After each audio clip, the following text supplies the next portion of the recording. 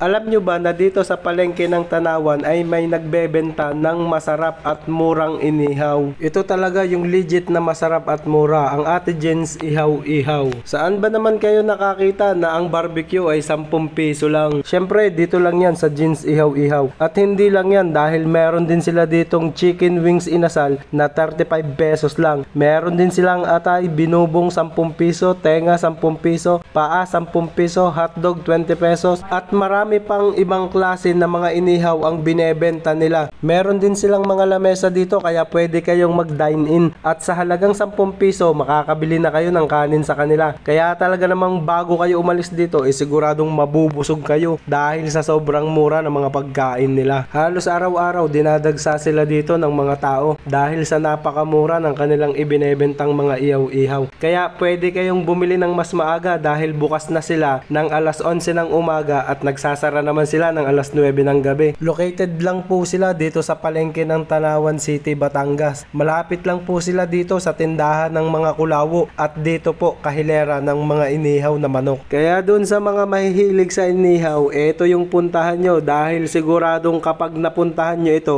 siguradong babalikan nyo dahil bukod sa mura at masarap, siguradong quality.